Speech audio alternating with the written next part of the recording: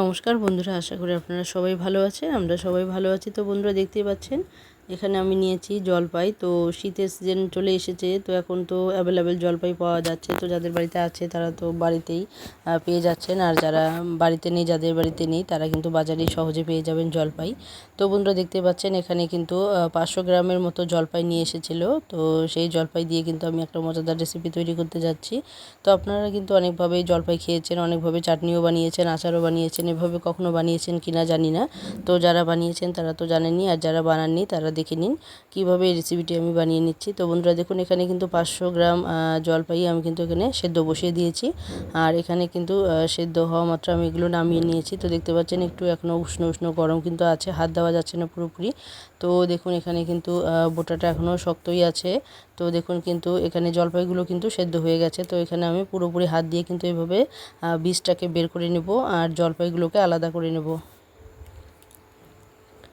তো বন্ধুরা দেখুন এখানে কত সুন্দরভাবে কিন্তু জলপাইটা বের হয়ে এসেছে, আর বীজটা কিন্তু আলাদা করে নিয়েছি।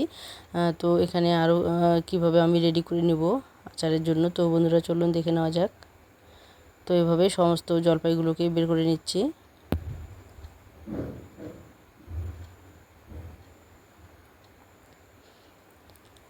তো দেখতে পাচ্ছেন বন্ধুরা এখানে কিন্তু আমি সমস্ত জলপাইগুলোকে বের করে নিয়েছি, আর বীজগুলোকে কিন্তু ছাড়িয়ে নিয়েছি। তো এখানে আমি এখন পরিমাণ মতো দিয়ে দেবো লবণ। তো অনেকেই হয়তো লবণটা পরে দেন, কিন্তু এখানে যদি লবণটা দিয়ে ভালোভাবে এটাকে মেখে নেওয়া যায়, মানে ভালো করে একদম পেস্ট করে নেওয়া যায়, তাহলে কিন্তু এর টকটা অনেকটাই কমে যায়। তো জানেনই জলপাই কিন্তু সাধারণত খুবই টক।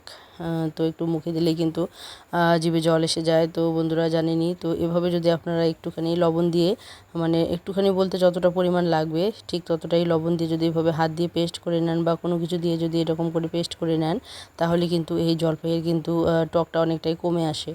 তো দেখুন এখানে কিন্তু রেডি করে নিয়েছি আমি, আর এখানে আমি দিয়ে দিচ্ছি যে সিলভার কড়াই বসিয়ে দিয়েছি, এখানে আমি দিয়ে দিচ্ছি সামান্য পরিমাণই তেল। তো বেশি তেলের কিন্তু এখানে প্রয়োজন নেই। তো দেখতে পাচ্ছেন কতটুকু তেল দিয়েছি। তো এটুকু তেলের মধ্যে কিন্তু হয়ে যাবে। আর এখানে দিয়ে দিলাম কয়েকটা শুকনো লঙ্কা আর কাঁচা লঙ্কা, আর আমি দিয়ে দিলাম এখানে পাঁচফোড়ন। আর এখন আমি দিয়ে দিব সর্ষে। তো সর্ষে দেওয়া মাত্রই কিন্তু ফুটতে শুরু করবে। তো অবশ্যই সর্ষে দেওয়া মাত্রই কিন্তু আপনারা জলপাইগুলো দিয়ে দেবেন, তাহলে দেখবেন খুব সুন্দরভাবে কিন্তু এটা হয়ে যাবে। না হলে কিন্তু সমস্ত সর্ষেগুলোই কিন্তু ফুটতে শুরু করবে আর কড়াইয়ের বাইরে চলে যাবে। তো দেখুন এখানে কিন্তু দিয়ে দিয়েছি আমি জলপাইগুলো। তো এখানে কিন্তু লবণ দেওয়াই আছে, আর কিন্তু লবণ আমি এখানে দেবো না। এখন এভাবে খুন্তির সাহায্যে কিন্তু এটাকে ভালো করে একটুখানি ভেজে নেব।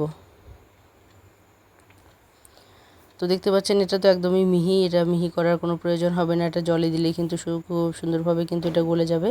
তো এখন কালারের জন্য আমি দিয়ে দিচ্ছি এখানে হালকা হলুদ। তো আপনারা চাইলে কিন্তু এখানে মশলাও অ্যাড করতে পারেন। তো এখানে কিন্তু আমি কোনো রকম মশলা আজকে অ্যাড করব না, শুধু মশলা ছাড়াই কিন্তু এটা বানাবো।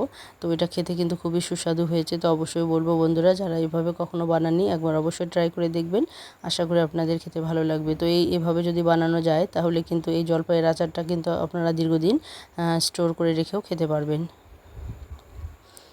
তো দেখুন এখানে 500 গ্রাম জলপাইয়ের জন্য কিন্তু এখানে হাফ বাটি পরিমাণ চিনি আমি দিয়ে দিয়েছি। তো এর মানে এই চিনি দিয়ে কিন্তু এর যে মিষ্টতা সেটা কিন্তু একদম মাপ মতো, মানে পরিমাণ মতো হয়েছে। তো অবশ্যই বলবো যদি 500 গ্রাম আপনারা জলপাই ব্যবহার করেন তাহলে কিন্তু হাফ বাটি চিনি আপনারা দিয়ে দেবেন। তো দেখুন এখানে হাফ বাটি চিনি দিয়েছি। তো এই চিনিটাকে কিন্তু একটুখানি আমি ভেজে নেব। তো বন্ধুরা দেখুন এখানে কিন্তু চিনিটাকে একটুখানি ভেজে নিয়েছি, আর চিনিটাও কিন্তু গলে এসেছে, পুরোপুরি কিন্তু গলেনি। তো এখন আমি এখানে দিয়ে দেবো জল। তো এখানে আমি 2 বাটি পরিমাণ জল দিয়ে দেবো। তো যে বাটিতে আমি চিনি নিয়েছিলাম সেই বাটি দিয়ে কিন্তু 2 বাটি পরিমাণ জল এখানে আমি দিয়ে দিচ্ছি।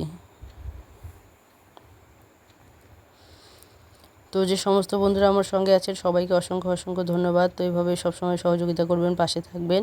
আর একটা শুভ সংবাদ আপনারা দেখেই ফেলেছেন হয়তো, বা আমার কিন্তু 1000 সাবস্ক্রাইব পূরণ হয়ে গেছে। তো তো বন্ধুরা এই জন্য সবাইকে অনেক অনেক অনেক অনেক ভালোবাসা সবার প্রতি রইল। এভাবে সবসময় সহযোগিতা করবেন, পাশে থাকবেন। তো আমার কিন্তু শুধু যে 1000 সাবস্ক্রাইবটাই পূরণ হয়েছে, আমার কিন্তু ওয়াচ টাইম পূরণ হয়নি এখনও। তো অবশ্যই বলবো বন্ধুরা একটু ফুল ওয়াচ করার চেষ্টা করবেন। তো আমি সবসময় চেষ্টা করি আপনাদের পাশে থাকতে। তো আশা করি আপনারাও সবসময় পাশে থাকবেন, একটু সময় দেওয়ার চেষ্টা করবেন যাতে করে আমার ওয়াচ টাইমটাও পূরণ হয়ে যায়। তো বন্ধুরা দেখুন এখানে কিন্তু কথায় কথায় অনেকটাই জাল হয়ে এসেছে, আর দেখুন এখানে কিন্তু জলপাইটাও কিন্তু একদম গাঢ়া হয়ে এসেছে। তো দেখতে পাচ্ছেন।